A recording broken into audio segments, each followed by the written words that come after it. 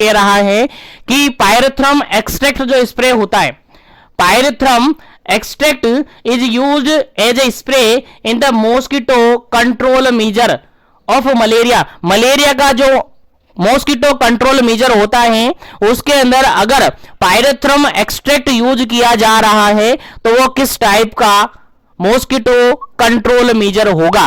और ये क्वेश्चन आपके प्रीवियसली बीपीसीसीएचएन का जो एग्जाम हो रखे हैं उनके अंदर एज इट इज पूछा हुआ है, इसलिए आपको याद होना चाहिए, काफी इंपोर्टेंट क्वेश्चन है। पहला ऑप्शन यहां पर देखेगा anti larval measure, second option देखेगा anti adult measure, third option देखेगा फॉर पर्सनल प्रोटेक्शन और फोर्थ ऑप्शन देखेगा ऑल ऑफ दी अबव। चलेगा, जल्दी से आपको आंसर बताना है क्या इसका करेक्ट आंसर है। और ये जो मॉस्किटो कंट्रोल मेजर है इसके रिगार्डेड मैंने अलग से सेपरेट सेशन भी बता रखा है, एक छोटा सा वीडियो भी बना रखा है जिसके अंदर मैंने सारा कुछ बता रखा है आपको। तो वो सेशन नहीं देखा हो, वो वीडियो नहीं देखा हो तो देख लीजिएगा, लिंक में या तो ऊपर आई बटन पे दूंगा या डिस्क्रिप्शन बॉक्स में मिल जाएगा या प्लेलिस्ट में आप ढूंढ लीजिएगा, आपको मिल जाएगा। चलिएगा, इस क्वेश्चन का जो बिल्कुल राइट आंसर होगा वो क्या होगा, जल्दी से आपको आंसर देना है।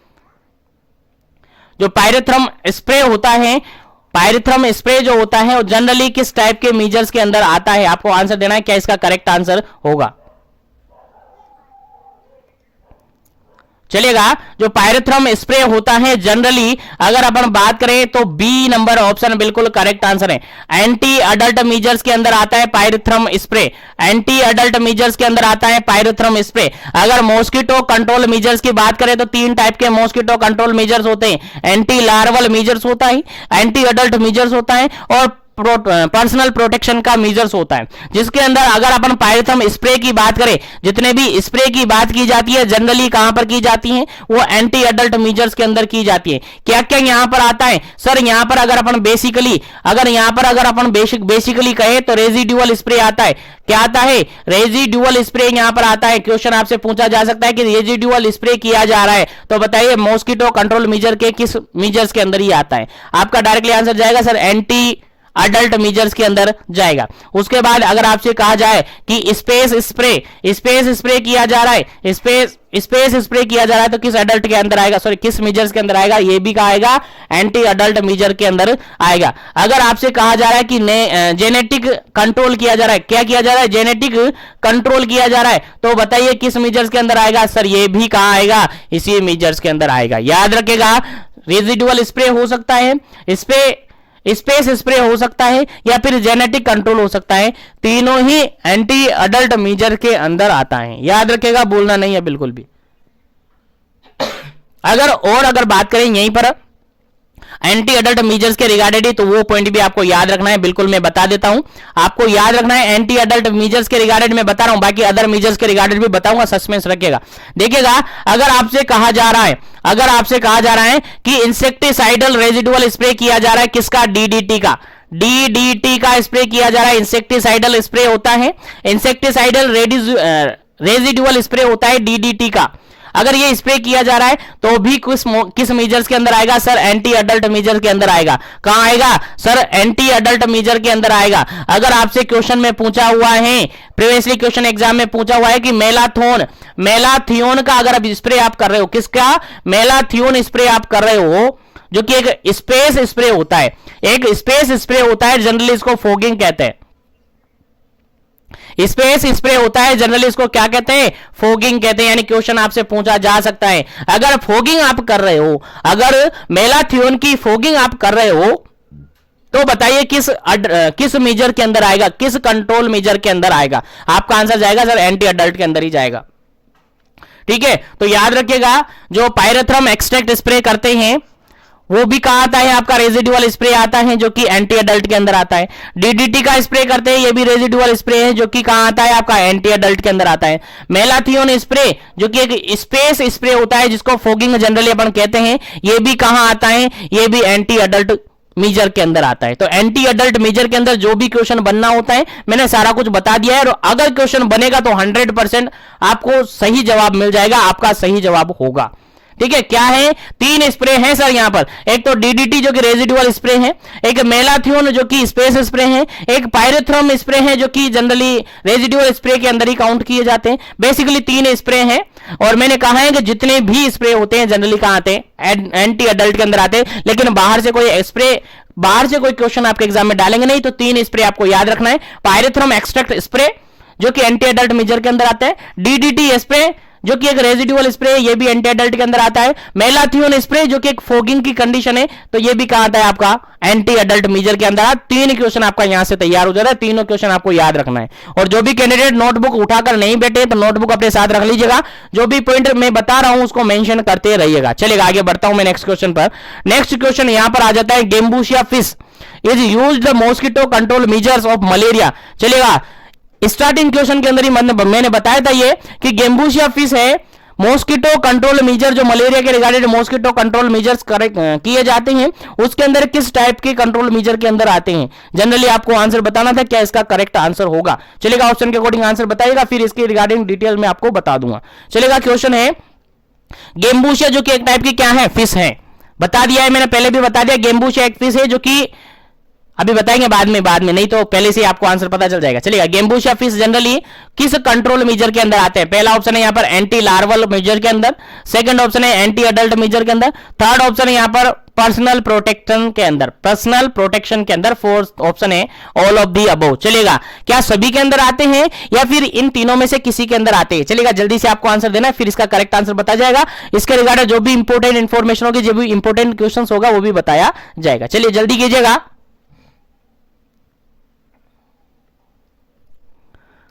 चलेगा इस क्वेश्चन की अगर बात करें, 16 नंबर क्वेश्चन की अगर अपन बात करें तो ये आता है आपका option number first, anti larval measure के अंदर आता है। मैंने पहले ही बता दिया है, और फर्स्ट या सेकंड क्वेश्चन के अंदर भी ये क्वेश्चन आया था, जहां पर मैंने बता दिया था कि जो गेम्बूशिया फिश होती है जो कि लार्वा को खाने का काम करती है, क्या करती है, लार्वा को खाने का काम करती है। कहां से आता है, गेम्बूशिया फिश जो होती है क्या होती है, गेम्बूशिया फिश लार्वा को खाने का काम करती हैं। तो कौन से मेजर के अंदर आएगा सर, एंटी लार्वल मेजर के अंदर आएगा। याद रहे एंटी लार्वल मेजर के अंदर अगर बेसिकली अपन बात करें तो 3 कंडीशन इसके अंदर भी आती है, 3 कंडीशन इसके अंदर भी आती है। अगर आपसे क्वेश्चन पूछा जाए कि एनवायरमेंटल कंट्रोल किया जा रहा है, एनवायरमेंटल क्या किया जा रहा है, एनवायरमेंटल क्या किया जा रहा है, कंट्रोल किया जा रहा है, एनवायरमेंटल कंट्रोल किया जा रहा है, तो कौन सी मेजर्स के अंदर आएगा। आपका आंसर जाएगा सर एंटी लार्वल मेजर के अंदर जाएगा।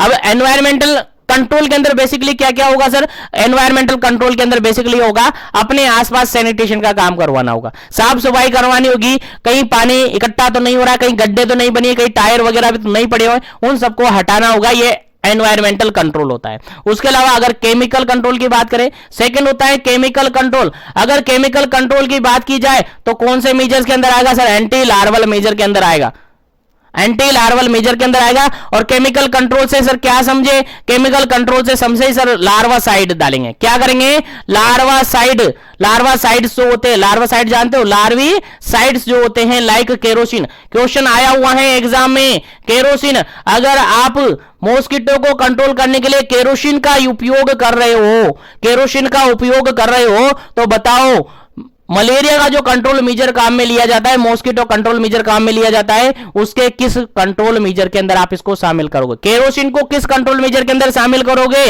आपका आंसर जाएगा सर एंटी लार्वल मेजर के अंदर शामिल करेंगे। कहां पर, एंटी लार्वल मेजर के अंदर शामिल करेंगे। उसके अलावा पेरिस ग्रीन यहां पर आता है, क्या आता है, पेरिस ग्रीन यहां पर आता है, ये भी क्या आता है, एंटी लार्वल के अंदर ही आता है। उसके अलावा कुछ सिंथेटिक इंसेक्टिसाइडल काम में लिए जाते हैं, क्या लिए जाते हैं, सिंथेटिक इंसेक्टिसाइडल यहां पर काम में लिए जाते हैं, इंसेक्टिसाइड्स यहां पर काम में लिए जाते हैं। उसके अलावा अगर अपन बात करें तो क्या हो गया, एनवायरमेंटल कंट्रोल हो गया, केमिकल कंट्रोल हो गया, और थर्ड यहां पर होता है बायोलॉजिकल कंट्रोल, थर्ड यहां पर होता है बायोलॉजिकल कंट्रोल। क्या होता है, बायोलॉजिकल कंट्रोल, जिसके अंदर आपकी क्या आती है, गेम्बूशिया फिश आती है, क्या आती है, जिसके अंदर आपकी गेम्बूशिया फिश आती है। याद रखेगा, भूलना नहीं है, गेम्बूशिया फिश बायोलॉजिकल कंट्रोल के अंदर आती है, जो कि एंटी लार्वल मेजर है, जो कि क्या करती है, लार्वा को खा जाती है, लार्वा को कंट्रोल करने का काम करती है, इसलिए एंटी लार्वल मेजर के अंदर इसको शामिल किया गया है।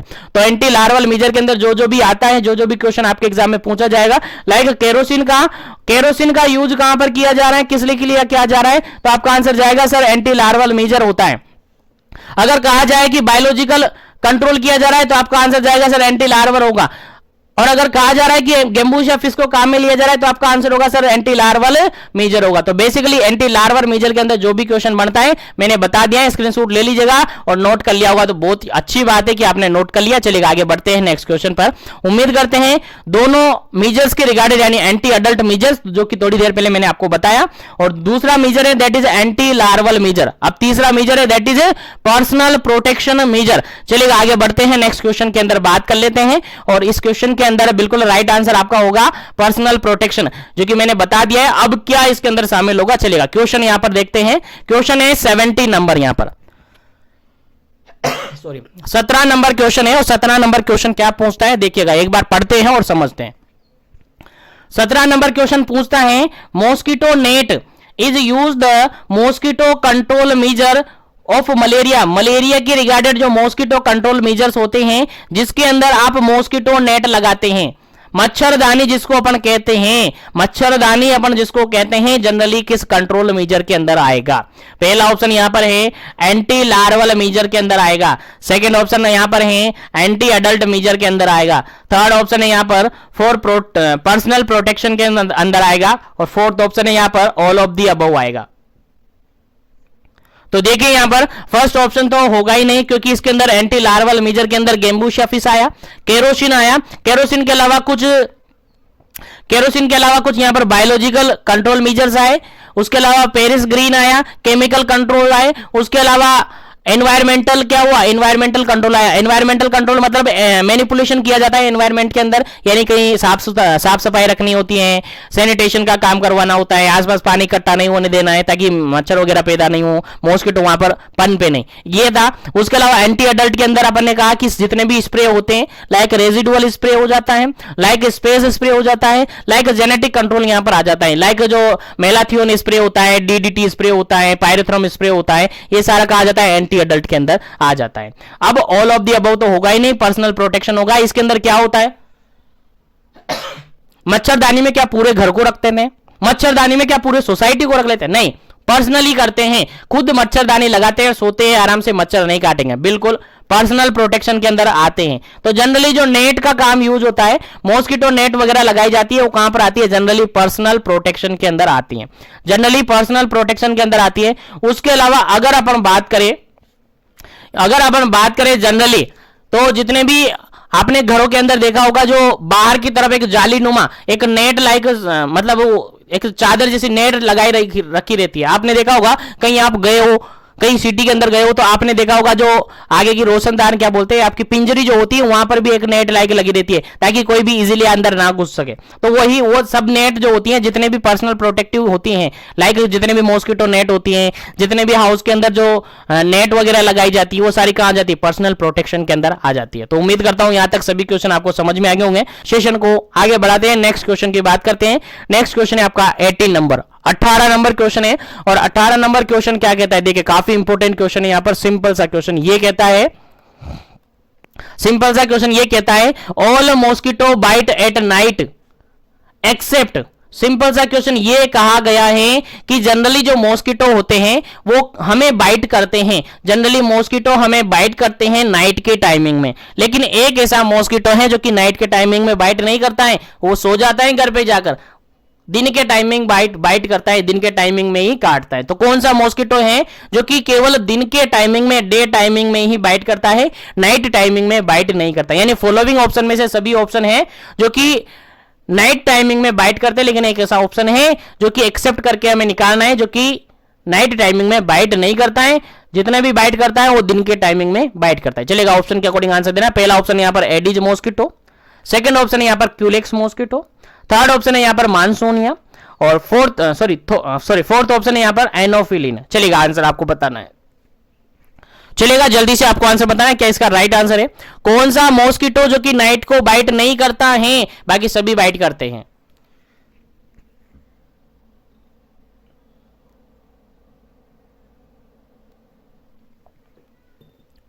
चलेगा इस क्वेश्चन का जो बिल्कुल राइट आंसर है आपका ऑप्शन नंबर फर्स्ट बिल्कुल राइट आंसर है। जो एडिज मॉस्किटो है जनरली ये नाइट के टाइमिंग में बाइट नहीं करता है, केवल डे टाइमिंग में बाइट करता है, केवल डे टाइमिंग में बाइट करता है। जैसे ही मॉर्निंग होती है इसको बाइट करने की स्टार्टिंग हो जाती है और जैसे ही इवनिंग होती है ये बाइट करना बंद कर देता है। यानी मॉर्निंग से इवनिंग यानी केवल डे टाइमिंग में ये क्या करते हैं, बाइट करते हैं एडिज मॉस्किटो। याद रखिएगा, इंपॉर्टेंट है। जनरली आप सबने सुना होगा जो डेंगू मॉस्किटो है, एडिज मॉस्किटो होता है, जो जनरली कब बाइट करता है, दिन के टाइमिंग में ही बाइट करता है, नाइट टाइमिंग में ये बाइट नहीं करता है। इंपॉर्टेंट है, आपके एग्जाम में पूछा जा सकता है क्योंकि ऐसे ही क्वेश्चन आपके एग्जाम में पूछे जाएंगे। चलिए आगे बढ़ते हैं नेक्स्ट क्वेश्चन पर।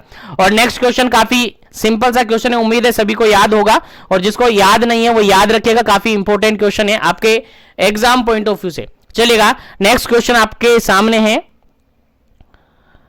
कौन सा था, अच्छा 17, 18, 19 नंबर क्वेश्चन था। चलेगा 19 नंबर क्वेश्चन था आपका, और 19 नंबर क्वेश्चन क्या कहता है देखिएगा। 19 नंबर क्वेश्चन कहता है प्लाज्मोडियम कोजेज, जो प्लाज्मोडियम होते हैं क्या खोज करते हैं। चलेगा आंसर आपको बताना है, प्लाज्मोडियम क्या खोज करते हैं।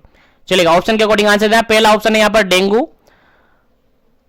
सेकंड नंबर ऑप्शन है यहां पर मलेरिया, थर्ड नंबर ऑप्शन है यहां पर चिकुनगुनिया, फोर्थ नंबर यहां पर है फाइलेरिया। चलेगा प्लाज्मोडियम क्या खोज करता है, जनरली सबको याद होगा यार, इसमें टाइम अपन वेस्ट नहीं करेंगे, आगे बढ़ेंगे नेक्स्ट क्वेश्चन पर। इस क्वेश्चन को पहले भी अपन सोल्व कर चुके हैं। बिल्कुल राइट आंसर इसका option number B, option number B बिल्कुल राइट आंसर है। मलेरिया, जो प्लाज्मोडियम होता है जनरली मलेरिया खोज करता है, सबको याद होगा, जिसको याद नहीं है वो याद कर लीजिएगा, क्योंकि कम्युनिटी हेल्थ ऑफिसर है, इतने सारी क्वेश्चन तो आपको याद होनी चाहिए, सीधे सीधे क्वेश्चन है, सबको याद होते हैं, आपको याद नहीं है तो फिर क्यों नहीं है, चलिए याद होना चाहिए। चलिएगा आगे बढ़ते हैं नेक्स्ट क्वेश्चन पर। सेशन को लाइक शेयर करते रहिए ताकि सभी तक सेशन पहुंचता रहे। चलेगा नेक्स्ट क्वेश्चन यहां पर देखिएगा, क्वेश्चन सिंपल सा ये कह रहा है, in which disease sweating stage अकर, कौन सी डिजीज के अंदर स्वेटिंग स्टेज, स्वेटिंग स्टेज मतलब जानते हो पसीना होना, पसीना पसीना आजने लग जाना, स्वेटिंग स्टेज किसके अंदर आती हैं, जनरली बताइएगा स्वेटिंग स्टेज किसके अंदर आती हैं।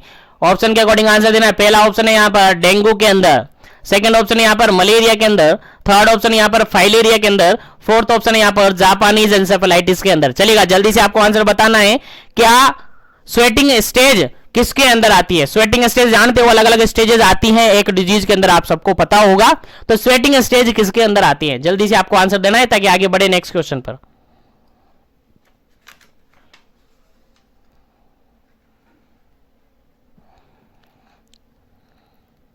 चलेगा इस क्वेश्चन का जो बिल्कुल राइट आंसर है आपका, क्वेश्चन का बिल्कुल राइट आंसर है आपका option number B, option number B बिल्कुल राइट आंसर है। मलेरिया के अंदर स्वेटिंग स्टेज आती है, मलेरिया के अंदर स्वेटिंग स्टेज आती है। अगर आपने सुना होगा, अगर आपने पढ़ा है, अगर नहीं पढ़ा है तो पढ़ लीजिएगा, मैं बता रहा हूं। अगर आपने पढ़ा है तो देखिएगा मलेरिया के अंदर 3 स्टेजेस आती हैं, आप सबको याद होनी चाहिए। पहली स्टेज होती है दैट इज कोल्ड स्टेज, कौन सी स्टेज, कोल्ड स्टेज होती है, कौन सी स्टेज होती है, कोल्ड स्टेज, याद रखिएगा भूलना नहीं है।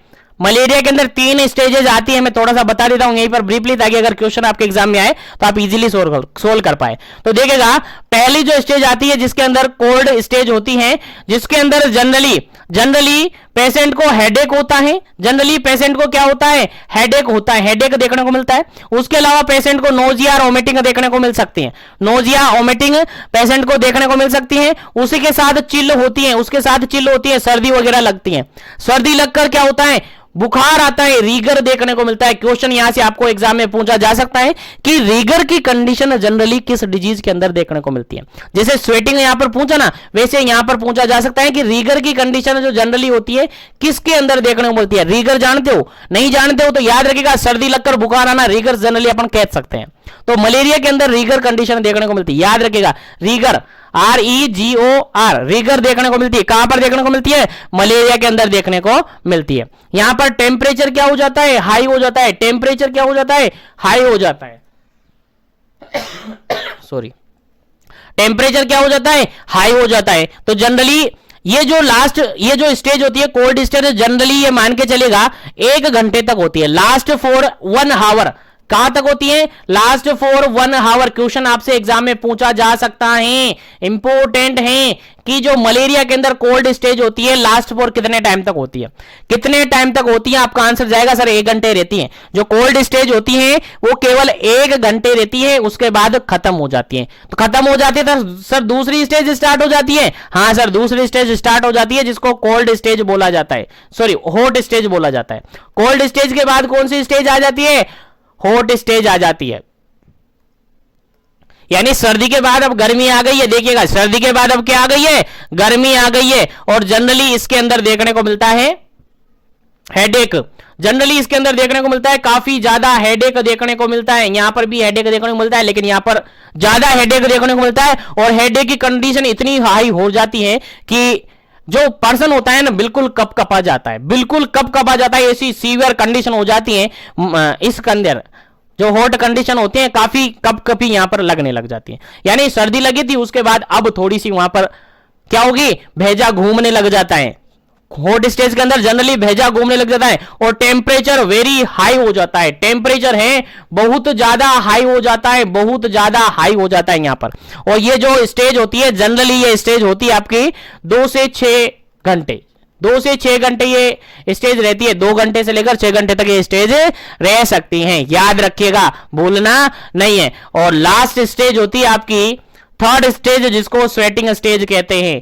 थर्ड स्टेज होती है जिसको स्वेटिंग स्टेज कहते हैं। और जनरली इस स्टेज के अंदर पेशेंट को रिलीफ मिल जाता है। जनरली इस स्टेज के अंदर पेशेंट को रिलीफ मिल जाता है, यानी जो टेम्परेचर होता है, बॉडी टेम्परेचर, वो ड्रॉप आउट हो जाता है, गिरने लग जाता है, कम हो जाता है। पेशेंट का टेम्परेचर गिर जाता है, नॉर्मल होने लग जाता है, नॉर्मल की तरफ वो चलने लगता है। ऐसे स्टेज में पेशेंट को पसीना आता है बहुत ज्यादा, इसलिए इसको स्वेटिंग स्टेज कहते हैं। तो बेसिकली मलेरिया के अंदर 3 स्टेजेस देखने को मिलती है, कोल्ड स्टेज, हॉट स्टेज और sweating stage. Cold stage generally 1 घंटे तक रहती है, लास्ट फॉर 1 आवर। और हॉट स्टेज 2 से 6 घंटे तक रह सकती है। और स्वेटिंग स्टेज जो कि नॉर्मल टेम्परेचर होता है तब तक रहती है।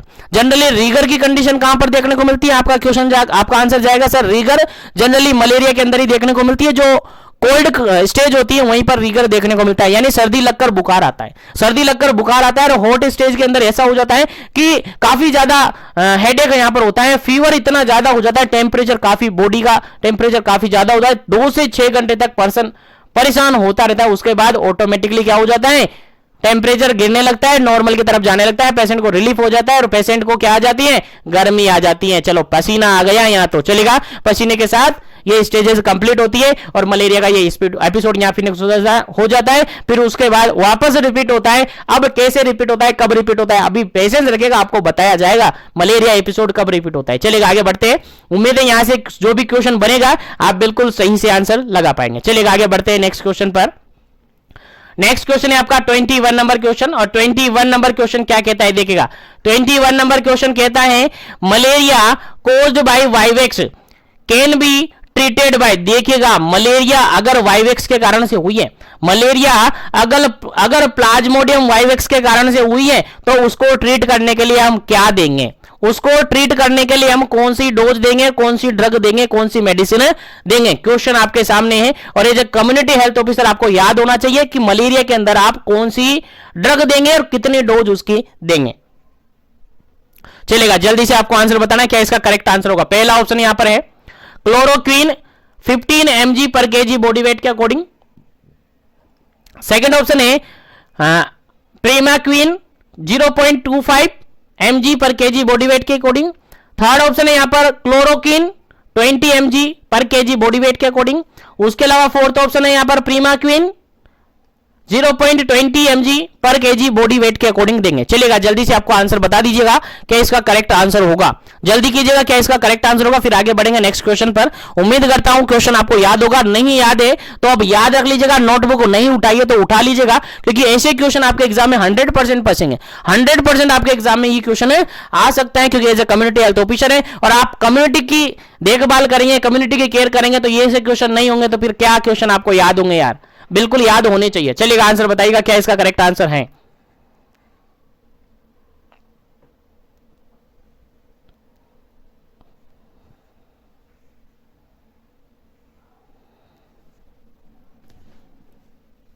चलिए, इस क्वेश्चन का जो बिल्कुल राइट आंसर है that is option number B बिल्कुल राइट आंसर है। ऑप्शन नंबर बी बिल्कुल राइट आंसर है। क्या देंगे हम, प्रीमाक्विन देंगे 0.25 mg पर केजी बॉडी वेट के अकॉर्डिंग। कितनी देंगे, 0.25 0.25 mg पर बॉडी वेट के अकॉर्डिंग देंगे, 0.25 mg पर केजी बॉडी वेट के अकॉर्डिंग देंगे वंस अ डे। कैसे देंगे? वंस अ डे, यानी ओडी इसको देंगे। कैसे देंगे? ओडी देंगे, दिन में एक बार देंगे। कितने दिन तक देंगे सर? 14 डेज तक देंगे। कितने दिन तक? 14 दिन तक हम देंगे। याद रखेगा, भूलना नहीं है बिल्कुल, काफी इंपॉर्टेंट क्वेश्चन है आपके एग्जाम पॉइंट ऑफ व्यू से। प्रीमाक्विन देंगे, अगर मलेरिया हुआ है किसके कारण से?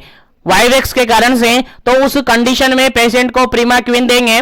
कितना? 0.25 mg पर केजी बॉडी वेट के अकॉर्डिंग ओडी के हिसाब से देंगे, यानी दिन में एक बार देंगे और 14 दिन तक देंगे। कितने दिनों तक? 14 दिन तक अपन इसको देंगे। अगर देखिएगा यहां पर आपको क्वेश्चन में ये नहीं देता, अगर ऑप्शन में ये नहीं देता और ऑप्शन में आपको देता कि क्लोरोक्विन 10 mg बॉडी वेट के अकॉर्डिंग देंगे, क्या देंगे? क्लोरोक्विन 10 mg पर केजी बॉडी वेट के अकॉर्डिंग देंगे अपन, 10 mg पर केजी बॉडी वेट के अकॉर्डिंग देंगे। अब देखिए ये वाला ऑप्शन यहां पर है कि नहीं है, देख लो। क्लोरोक्विन यहां पर 15 है तो कि गलत है, क्लोरोक्विन यहां पर 20 है जो कि गलत है। अगर यहां पर सही होता, अगर यहां पर 10 mg होता तो फिर अपन कंफ्यूजन हो जाती, क्योंकि दो ऑप्शन मिल जाता, जो कि होना नहीं होता है। तो आपको दोनों को याद रखना है, दोनों ड्रग्स आपको याद रखनी है। ऑप्शन में ये भी मिल सकती है, ऑप्शन में ये भी मिल सकती है। ऑप्शन में दोनों मिल जाएगी तो फिर उसके अकॉर्डिंग ऑप्शन आपका चेंज हो जाएगा। ठीक है, तो याद रखिएगा, अगर प्लाज्मोडियम वाइवेक्स के कारण से मलेरिया हुआ है, अगर प्लाज्मोडियम वाइवेक्स के कारण से मलेरिया हुआ है तो ऐसी कंडीशन में हम ट्रीटमेंट करते हैं, या तो उसको पेशेंट को देंगे, या तो पेशेंट को देंगे अपन प्रीमाक्विन 0.25 mg पर केजी बॉडी वेट के अकॉर्डिंग ओडी में देंगे। कितने, किस में देंगे? ओडी में, यानी डेली का एक डोज अपन देंगे। उसके अलावा कितने दिन तक देंगे सर? 14 दिन तक हम देंगे। अगर ये ऑप्शन में नहीं होता तो फिर क्लोरोक्विन देंगे 10 mg पर केजी बॉडी वेट के अकॉर्डिंग, 10 mg पर केजी बॉडी वेट के अकॉर्डिंग देंगे। और कितने दिन तक देंगे? तो ये देंगे आप 3 दिन तक। कितने दिन तक देंगे? 3 दिन तक देंगे, और इसको भी ओडी देंगे, यानी दिन में एक बार देंगे और ओडी 3 दिन तक कंटिन्यू देंगे, 3 दिन तक देंगे। क्लोरोक्विन 10 mg पर केजी बॉडी वेट के अकॉर्डिंग देंगे। तो याद रखेगा, दोनों आपको याद होनी चाहिए, दोनों आपको याद होनी चाहिए, भूलना नहीं है। अगर प्राइमेक्विन देंगे तो 0.25 mg पर केजी के अकॉर्डिंग बॉडी वेट के अकॉर्डिंग देंगे, ओडी देंगे, 14 दिन तक देंगे। और क्लोरोक्विन की बात की जाए तो 10 mg पर केजी बॉडी वेट के अकॉर्डिंग ओडी देंगे, 3 दिन तक देंगे। याद रखिएगा, भूलना नहीं है। बार बार रिपीट कर रहा हूं इसका मतलब ये नहीं है, बार बार रिपीट कर रहा हूं इसका मतलब ये नहीं है कि ऐसे ही रिपीट कर रहा हूं, नहीं, आपको याद हो जाए इसीलिए मैं रिपीट कर रहा हूं। तो दोनों याद रखिएगा, आपको वाइवेक्स की कंडीशन है तो दोनों ड्रग दे सकते हैं, प्रीमाक्विन भी दे सकते हैं, क्लोरोक्विन भी दे सकते हैं। प्रीमाक्विन 0.25 mg पर केजी बॉडी वेट के अकॉर्डिंग ओडी देंगे, 14 दिन तक देंगे। क्लोरोक्विन देंगे तो 10 mg पर केजी बॉडी वेट के अकॉर्डिंग देंगे, ओडी देंगे और 3 दिन तक देंगे। याद रखिएगा, भूलना नहीं है, काफी इंपॉर्टेंट है ये क्वेश्चन आपके एग्जाम पॉइंट ऑफ व्यू से। चलेगा। इसके अलावा अगर आपको जनरली कहा जाए कि यहां पर प्लाज्मोडियम जो हुआ है, मलेरिया हुआ है, वो वाइवेक्स के अकॉर्डिंग नहीं हुआ है, वाइवेक्स से नहीं हुआ है। प्लाज्मोडियम जो हुआ है वो फैल्सीपेरम के कारण से हुआ है। मलेरिया जो हुआ है वो पैल्सीपेरम के कारण से हुआ है। किसके कारण से हुआ है? पैल्सीपेरम के कारण से हुआ है। चलिएगा, अब बताइएगा आंसर क्या होगा। अब बताइएगा आंसर क्या होगा कि मलेरिया हुआ है लेकिन पैल्सीपेरम के कारण से हुआ है, तो हम उसको ट्रीट कैसे करेंगे? तो यहां पर कंबाइंड थेरेपी काम में ले सकते हैं, यहां पर जनरली कंबाइंड थेरेपी काम में ले सकते हैं, लेकिन एक ड्रग है जो कि आपको याद रखनी है, वो होती है आर्ट्रीमेसिन। क्या होती है? आर्ट्रीमेसिनिन। ठीक है, याद रखिएगा, आर्ट्रीमेसिनिन होती है जो कि हम देते हैं पेशेंट को। क्या देते हैं? आर्ट्रीमेसिनिन देते हैं जो कि हम पेशेंट को देते हैं अगर मलेरिया किसके थ्रू हुआ है? पैल्सीपेरम के थ्रू हुआ है। कैसे, क्या देंगे? आरटी देंगे, आरटी, ARTEMESININ, आर्टेमिसिनिन। ठीक है, याद रखिएगा, आर्टेमिसिनिन से हम उसका ट्रीटमेंट करेंगे। उसके अलावा हम कंबाइंड थेरेपी भी वहां पर दे सकते हैं। क्या दे सकते हैं? कंबाइंड थेरेपी भी दे सकते हैं। उसके अलावा जो भी एंटी मलेरिया ड्रग होती है वो अपन वहां पर देते हैं। तो बेसिकली यहां पर दोनों क्वेश्चन आपसे एग्जाम में पूछा जा सकता है। वाइवेक्स के अकॉर्डिंग मोस्टली पूछा जा सकता है, कॉमन क्वेश्चन है वाइवेक्स का। कॉमन क्वेश्चन क्या है वाइवेक्स का? अगर वाइवेक्स से नहीं पूछा जाए, पैल्सीपेरम से पूछा जाए, तो फिर यहां आपका आंसर होगा क्या देंगे? आर्टेमिसिनिन उसको देंगे। उसके अलावा अगर अदर कॉम्बिनेशन थेरेपी उसको दे सकते हैं। तो उम्मीद है यहां से क्वेश्चन के रिगार्डिंग जो भी क्वेश्चन आपसे एग्जाम में पूछा जाएगा आपका बिल्कुल राइट आंसर होगा। चलिएगा मैं आगे बढ़ता हूं नेक्स्ट क्वेश्चन पर। नेक्स्ट क्वेश्चन है आपके सामने, काफी इंपोर्टेंट है, देखिएगा काफी इंपोर्टेंट है क्वेश्चन, सिंपल सा है। वेक्टर ऑफ द कालाजार, कालाजार का वेक्टर क्या है, कालाजार किसके थ्रू फैलता है। चलेगा, क्वेश्चन का आंसर मैं ऑलरेडी बता चुका हूं, आपको आंसर याद होगा, नहीं याद है तो याद रखिएगा, बार बार बोल रहा हूं, बार बार रिपीट कर रहा हूं, इसलिए बोल रहा हूं ताकि आपके याद हो जाए, क्योंकि 100% मैं आपको बोल दूं, 100% मैं बोल दूं, आज का जो सेशन है और इस ब्लॉक के अंदर जितने भी मैं क्वेश्चन कराऊंगा बिल्कुल 100% आपके एग्जाम में बनेंगे, इनके बाहर कोई भी क्वेश्चन नहीं आएगा। भले एग्जाम होने के बाद आप बता दीजिएगा कि सर ये क्वेश्चन आपके सेशन से बाहर आया है, बिल्कुल नहीं आएगा, मैं बोल रहा हूं। चलिएगा, इस क्वेश्चन के अंदर पूछा है कालाजार का जो वेक्टर है, यानी कालाजार किसके थ्रू ट्रांसमिट होता है, क्वेश्चन ये से पूछा है। तो ऑप्शन के अकॉर्डिंग आंसर देना। पहला ऑप्शन यहां पर क्यूलेक्स मॉस्किटो, सेकंड ऑप्शन यहां पर सैंड फ्लाई, थर्ड ऑप्शन यहां पर एनोफ्लीज मॉस्किटो, फोर्थ ऑप्शन है यहां पर एडिज मॉस्किटो। चलेगा, जल्दी से आपको आंसर बताना है क्या इसका करेक्ट आंसर होगा। चलेगा, जल्दी से आंसर बताना है क्या इसका करेक्ट आंसर होगा। काफी इंपॉर्टेंट क्वेश्चन है आपके एग्जाम पॉइंट ऑफ व्यू से, और क्वेश्चन पहले ही मैं रिपीट कर चुका हूं, पहले भी मैं इसका आंसर बता चुका हूं, तो आपको सही से आंसर देना है, फटाफट से कीजिएगा, जल्दी कीजिएगा।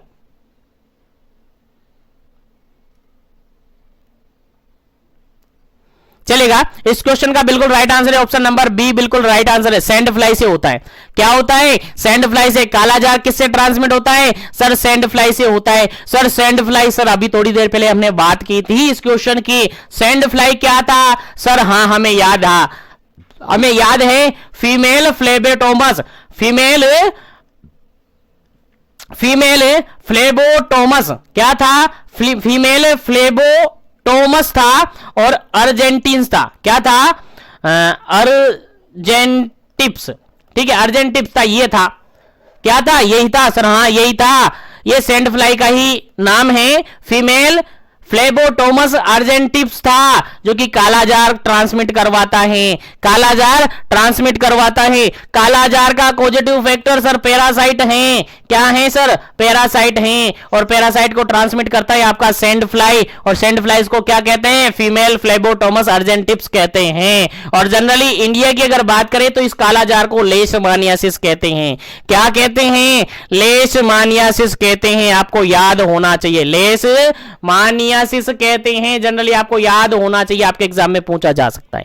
चलेगा, यहां से आपको क्वेश्चन याद हो गया होगा। चलेगा, मैं आगे बढ़ता हूं नेक्स्ट क्वेश्चन पर, आगे बढ़ता हूं मैं नेक्स्ट क्वेश्चन पर। नेक्स्ट क्वेश्चन है आपका 23 नंबर क्वेश्चन, नेक्स्ट क्वेश्चन है 23 नंबर क्वेश्चन। 23 नंबर क्वेश्चन क्या कहता है, देखिएगा 23 नंबर क्वेश्चन कहता है एडीज मॉस्किटो कोजेज एक्सेप्ट। देखिए क्वेश्चन यहां पर सिंपल सा ये पूछा है कि एडीज मॉस्किटो किसको नहीं या किसका कारण नहीं है, क्वेश्चन समझ में आ गया। एडिज मॉस्किटो किसका कारण नहीं है, एक्सेप्ट पूछा है, यानी एडिज मॉस्किटो सब करवाता है लेकिन एक को छोड़कर। कुल मिला के ये पूछा है यार कि एडिज मॉस्किटो से कौन सी बीमारी नहीं होती है, कौन सी बीमारी नहीं होती है एडिज मॉस्किटो से। बाकी 3 बीमारियां होती है जो कि डायरेक्टली एडिज मॉस्किटो से होती है, लेकिन एक नहीं होती है। चलिएगा, आज एक्सेप्ट करके आपको बताना है फटाफट से। पहला ऑप्शन यहां पर चिकनगुनिया, सेकंड ऑप्शन यहां पर येलो फीवर, थर्ड ऑप्शन यहां पर जीका इन्फेक्शन, फोर्थ ऑप्शन यहां पर मलेरिया। चलेगा, जल्दी से आपको बता देना है क्या इसका करेक्ट आंसर है। 23 नंबर क्वेश्चन का क्या राइट आंसर होगा, जल्दी से आपको बताना है। चलेगा, इस क्वेश्चन का जो बिल्कुल राइट आंसर है दैट इज ऑप्शन नंबर 4, बिल्कुल राइट आंसर है। ऑप्शन नंबर 4 बिल्कुल राइट आंसर है। यहां पर जो एडिज मॉस्किटो है वो चिकनगुनिया करवाता है, वो येलो फीवर करवाता है, वो जीका इन्फेक्शन करवाता है, लेकिन आपका मलेरिया नहीं करवाता है, क्योंकि मलेरिया तो फीमेल एनोफिलीज करवाता है, फीमेल एनोफिलीज करवाता है, तो फिर इसको एडिज कौन करवाएगा, एडिज क्यों करवाएगा, आपको याद होना चाहिए, मलेरिया को कोज करवाता है फीमेल एनोफिलीज। एक्सेप्ट करके निकाल दिया हमने, मलेरिया इस क्वेश्चन का राइट आंसर है, ऑप्शन नंबर डी बिल्कुल राइट आंसर है। चलिएगा, आगे बढ़ते हैं नेक्स्ट क्वेश्चन पर, और सेशन को लाइक शेयर करते रहिएगा। जो भी कैंडिडेट अभी जुड़े हुए हैं सेशन को लाइक शेयर कर दीजिएगा ताकि सभी तक सेशन पहुंच जाए और सभी इन क्वेश्चन को अच्छी तरीके से समझ सके, पढ़ सके, क्योंकि मेरा टारगेट है सभी को पढ़ाना, मेरा टारगेट है सभी तक क्वेश्चन पहुंचाना, मेरा टारगेट है सभी को बेनिफिट देना, और मैं मेरा 100% दे रहा हूं। आपको कितना लेना है आप अपने आप से पूछ लीजिएगा। चलिएगा, और सेशन को लाइक शेयर करते हुए जो भी कैंडिडेट पहली बार चैनल पर विजिट कर रहे हैं ना, तो चैनल को सब्सक्राइब जरूर कर लीजिएगा ताकि इसी तरह के सेशन कंटिन्यू उनको मिल सके। चलेगा, नेक्स्ट क्वेश्चन है, person with first symptoms of malaria can transmitted infection from. देखिएगा, क्वेश्चन सिंपल सा ये पूछा है, डायरेक्टली क्वेश्चन ये पूछा है कि ऐसा पर्सन जिसको जनरली क्या हुआ है, जनरली मलेरिया सिम्टम हुआ है, infection can transmitted from. Question समझ में आ गया? क्वेश्चन आपको समझ में आ गया वो क्या कह रहा है? क्वेश्चन सिंपल सा ये कह रहा है कि आपको इन्फेक्शन हुआ, आपको इन्फेक्शन हुआ किसका? मलेरिया का। तो पर्सन के अंदर फर्स्ट सिम्टम कब आएगा, किस दिन में आएगा? क्या फर्स्ट दिन में आएगा, क्या सेकंड दिन में आएगा, क्या थर्ड दिन में आएगा, क्या फोर्थ दिन में आएगा? कितने दिन के अंदर सिम्टम्स हैं जो कि जनरेट होगा? इन्फेक्शन हो गया आपका, मलेरिया हो गया आपके अंदर। Person with first symptom of malaria can be transmitted infection from. Infection जब हुआ है, इन्फेक्शन होने से कितने दिन बाद आपको मलेरिया का फर्स्ट सिम्टम देखने को मिलेगा?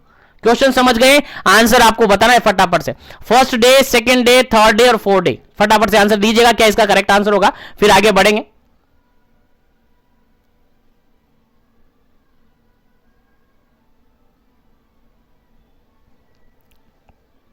चलेगा, इस क्वेश्चन का जो बिल्कुल राइट आंसर है आपका ऑप्शन नंबर डी बिल्कुल राइट आंसर है। ऑप्शन नंबर डी बिल्कुल राइट आंसर है।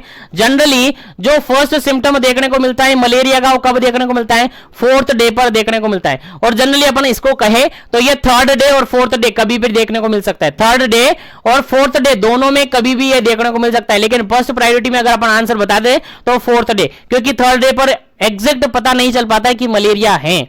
तो फोर्थ डे अपन बिल्कुल सही मानते हैं। तो मलेरिया का जो फर्स्ट सिम्टम जनरली इंफेक्शन होने के बाद देखने को मिलता है वो फोर्थ डे पर देखने को मिलता है, चौथे दिन देखने को मिलता है। याद रखिएगा, भूलना नहीं है, इंपॉर्टेंट क्वेश्चन है आपके एग्जाम पॉइंट ऑफ व्यू से। चलेगा, आपको याद होना चाहिए। चलेगा, आगे बढ़ते हैं नेक्स्ट क्वेश्चन पर। लेकिन अगर देखेगा यहां से आपको फोर्थ नंबर ऑप्शन नहीं है, फोर्थ डे का कोई ऑप्शन आपको नहीं दिया है, तो फिर आपका आंसर क्या जाना चाहिए? थर्ड डे जाना चाहिए, क्योंकि थर्ड और फोर्थ डे पर इसका फर्स्ट सिम्टम देखने को मिल जाता है। कब देखने को मिलता है? एक तो थर्ड डे पर, एक फोर्थ डे पर। अगर थर्ड डे पर देखने को नहीं मिला तो फोर्थ डे पर तो देखने को मिल ही जाता है। ठीक है, तो फोर्थ डे को फर्स्ट प्रायोरिटी में अपन चूज करते हैं। पहला आंसर आपको क्या लगाना है? फोर्थ डे पर। अगर फोर्थ डे ऑप्शन में नहीं है तो फिर थर्ड डे आप लगा सकते हैं। उम्मीद करता हूं क्वेश्चन समझ में आ रहे होंगे। तो आगे बढ़ते हैं नेक्स्ट क्वेश्चन पर, लाइक शेयर करते रहिए। चलेगा, नेक्स्ट क्वेश्चन आपके सामने काफी इंपोर्टेंट है। देखिएगा, क्वेश्चन कहता है 25 नंबर क्वेश्चन, और क्वेश्चन क्या कहता है? देखिएगा, इन patient with the filarial infection there is elevation in the level of anti-filarial। देखिएगा, एंटी-फाइलेरियल की अगर अपन बात करते हैं, ऐसा पेशेंट जिसको फाइलेरियल इंफेक्शन हुआ है, ऐसा पेशेंट जिसको फाइलेरियल इंफेक्शन हुआ है, तो उसके अंदर जनरली जो एंटी फाइलेरियल होती है उसका लेवल देखने को मिलेगा। किसका देखने को मिलेगा? किसका लेवल ज्यादा देखने को मिलेगा, किसका लेवल हाई देखने को यहां पर मिलेगा? एलिवेट देखने को मिलेगा। चलेगा, आपको आंसर बताना क्या इसका करेक्ट आंसर है।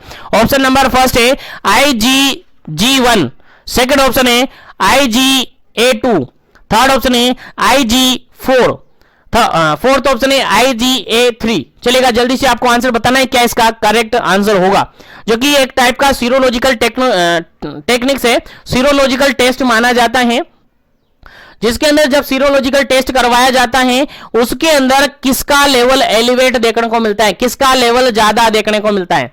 क्वेश्चन के अकॉर्डिंग आंसर समझ में आ गया होगा आपको। IgG1, सेकेंड ऑप्शन है IgA2, थर्ड ऑप्शन है IgG4, तो फोर्थ ऑप्शन है IgA3। चलिएगा, आंसर आपको देना है क्या इसका करेक्ट आंसर होगा, आंसर आपको देना है फटाफट से। चलेगा, इस क्वेश्चन का जो बिल्कुल राइट आंसर है ऑप्शन नंबर सी बिल्कुल राइट आंसर है।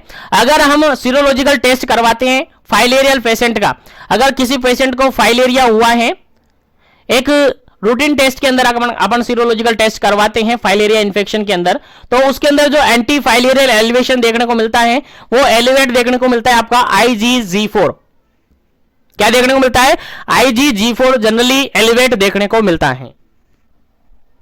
याद रखेगा, भूलना नहीं है, काफी इंपॉर्टेंट क्वेश्चन है आपके एग्जाम पॉइंट ऑफ व्यू से। चलेगा, आगे बढ़ते हैं नेक्स्ट क्वेश्चन पर। आगे बढ़ते हैं नेक्स्ट क्वेश्चन पर। नेक्स्ट क्वेश्चन काफी सिंपल सा इजी सा क्वेश्चन पूछा हुआ है। आपको याद होना चाहिए, आपको समझ में आना चाहिए। क्वेश्चन क्या कह रहा है देखिएगा, according to WHO to manage the ADLA, ADLA क्या होता है, acute dermato lymph angioadenitis, angioadenitis first level care giver can give, यानी जो फर्स्ट लेवल केयर गिवर होता है, जो पहले लेवल पर केयर प्रोवाइड करता है ऐसे पेशेंट को, उसके अंदर क्या है, अकॉर्डिंग टू WHO बताना है। WHO ने मैनेज करने के लिए, ADLA को मैनेज करने के लिए कहा है कि फर्स्ट लेवल का जो केयर गिवर होता है पेशेंट को ये देगा, कौन सी मेडिसिन देगा, कितने डोज में वो देगा। आपको आंसर बताना है, आंसर क्या होगा, इसका एग्जैक्ट आंसर क्या होगा वो आपको बताना है। ADLA एक्यूट डर्मेटो लिम्फ एंजियोएडेनाइटिस, अगर ये है तो WHO के अकॉर्डिंग जो हेल्थ केयर प्रोवाइडर है वो पेशेंट को क्या देगा। ऑप्शन के अकॉर्डिंग देखेंगे तो सभी में इरिथ्रोमाइसिन है, लेकिन उसका डोज आपसे पूछा है कितना देंगे। पहला ऑप्शन आप देखेगा ओरल इरिथ्रोमाइसिन देंगे 1 ग्राम 3 टाइम देंगे, यानी TDS देंगे। क्या देंगे, TDS देंगे, TDS देंगे, 1 ग्राम है जिसको TDS अपन देंगे। उसके अलावा बी ऑप्शन है ओरल इरिथ्रोमाइसिन है जिसको 1 ग्राम है, इसको BD हम देंगे। क्या देंगे, BD हम देंगे। थर्ड ऑप्शन है ओरल इरिथ्रोमाइसिन है 2 ग्राम का, 2 ग्राम का है और इसको TDS देंगे। क्या देंगे, TDS देंगे। सेकंड फोर्थ ऑप्शन है यहां पर ओरल इरिथ्रोमाइसिन है 2 ग्राम का जिसको BD देंगे। बताइए अब आंसर बताइए क्या इसका करेक्ट आंसर है। इरिथ्रोमाइसिन 1 ग्राम देंगे, BD देंगे या TDS देंगे। सेकंड ऑप्शन है इरिथ्रोमाइसिन 2 ग्राम का है जिसको TDS देंगे या BD देंगे। आपको आंसर देना है फटाफट से, क्या इसका करेक्ट आंसर होगा। जल्दी कीजिएगा, क्या इसका करेक्ट आंसर होगा, आपको आंसर देना है फटाफट से।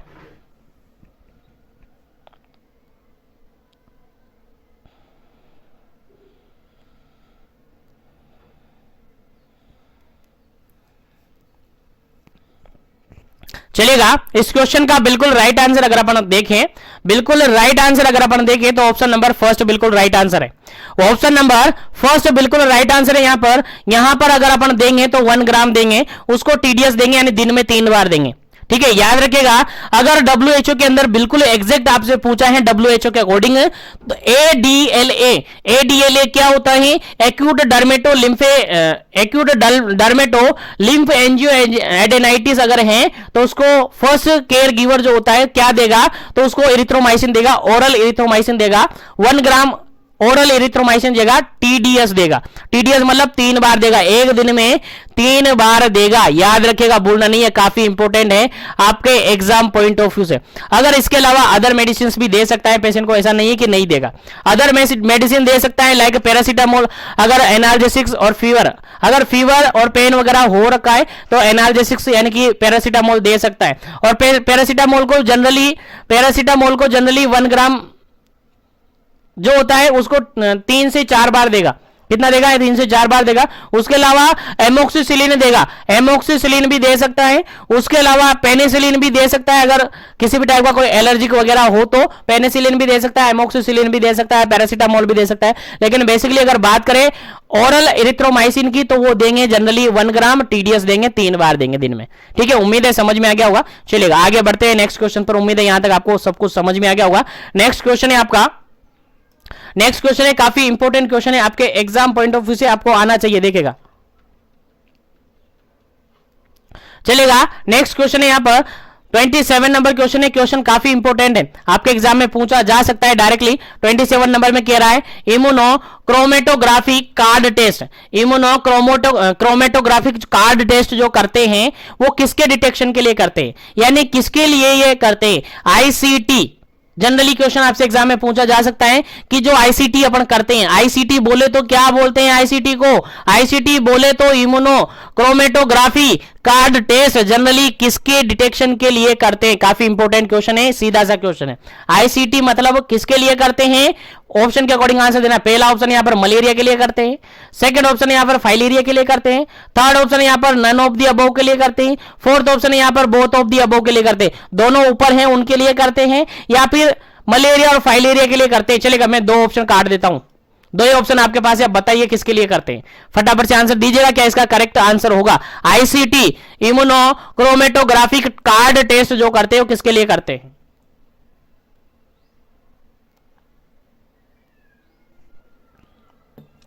चलिएगा, इस क्वेश्चन का बिल्कुल राइट आंसर हो जाता है आपका option number second. Option number second बिल्कुल राइट आंसर हो जाता है। जो आईसीटी टेस्ट करते हैं वो फाइल एरिया के डिटेक्शन के लिए करते हैं। किसके लिए करते हैं? फाइल एरिया के डिटेक्शन के लिए करते हैं। इंपॉर्टेंट है, आपको याद होना चाहिए, गलत नहीं होना चाहिए। इसमें डिटेक्ट करते हैं वूचेरिया बैंक्रोफटाइको। क्या? वूचेरिया बैंक्रोफटाइको स्पेशल टाइप का क्या है ये? आईसीटी क्या है एक बार मैं यहीं पर बता देता हूं आपको। आईसीटी जो है यानी इम्यूनोक्रोमेटोग्राफिक कार्ड टेस्ट है। जनरली अपन इसको कहे तो हाई सेंसिटिविटी और स्पेसिफिसिटी चेक करने के लिए, हाई सेंसिटिविटी चेक करने के लिए एक टाइप का टेस्ट है। ठीक है, टेस्ट है इम्यूनोक्रोमेटोग्राफी का कार्ड टेस्ट होता है। हाई सेंसिटिविटी वगैरह इसके अंदर चेक करने के लिए काम होता है। उसके अलावा ये चेक करता है आपका वूचेरिया बैंक्रोफटाइको। किसको? वूचेरिया बैंक्रोफटाइको डिटेक्ट ये करता है। किसको चेक करता है? वूचेरिया बैंक्रोफटाइको डिटेक्ट ये करता है। और इसका जो टेस्ट किट है वो कॉमर्शियली अवेलेबल होता है। कॉमर्शियली टेस्ट किट अवेलेबल होता है, जैसे प्रेगनेंसी किट होता है वैसे ही इसका भी एक किट होता है जो कि कॉमर्शियली अवेलेबल होता है मार्केट के अंदर। ठीक है, आई थिंक समझ में आ गया होगा, तो याद रखेगा, इंपॉर्टेंट है। आईसीटी जो होता है वो फाइल एरिया के डिटेक्शन के लिए किया जाता है। चलेगा, नेक्स्ट क्वेश्चन की बात करते हैं। नेक्स्ट क्वेश्चन आपके सामने काफी इंपॉर्टेंट है, 28 नंबर क्वेश्चन है। और 28 नंबर क्वेश्चन कहता है Reye syndrome is caused due to the causes of the usages of. देखिएगा, रे सिंड्रोम जो जनरली होता है किसके ज्यादा यूज करने से होता है या किसका यूज करने से रे सिंड्रोम होता है। चलिएगा, जल्दी से आपको आंसर बताना है, क्या इसका करेक्ट आंसर होगा, फिर इसका राइट आंसर आपको बताया जाएगा। ऑप्शन के अकॉर्डिंग आपको आंसर देना है। Reye syndrome is caused due to the use of, किसके यूज करने से रे सिंड्रोम जनरली देखने को मिलता है। पहला ऑप्शन है यहां पर पैरासीटामोल, सेकेंड ऑप्शन है यहां पर एस्प्रिन, थर्ड ऑप्शन है यहां पर आइबुप्रोफेन, फोर्थ ऑप्शन है यहां पर मैनिटोल। चलेगा, जल्दी से आपको आंसर बताना है क्या इसका करेक्ट आंसर होता है। चलेगा, जल्दी से आपको आंसर बताना है क्या इसका करेक्ट आंसर होता है। जल्दी कीजिएगा, क्या इसका करेक्ट आंसर होता है।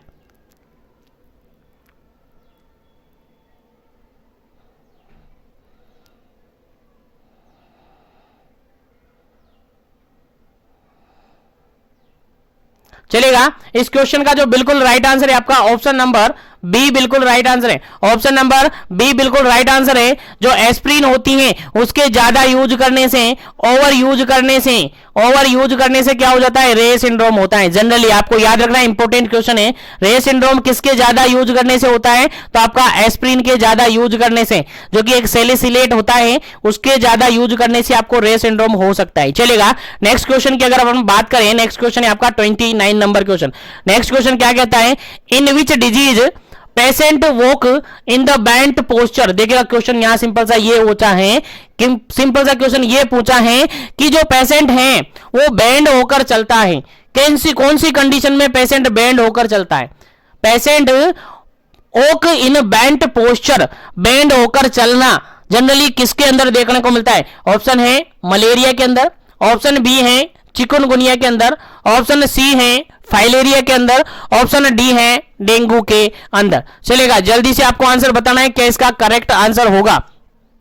किस कंडीशन के अंदर पेशेंट है वो बेंड पोजीशन यानी झुककर बेंड होकर चलता है। चलेगा, जल्दी से आपको आंसर बताना है किस कंडीशन में ऐसा होता है। फटाफट से आंसर बता दीजिएगा। मलेरिया, चिकनगुनिया, फाइलेरिया या फिर डेंगू।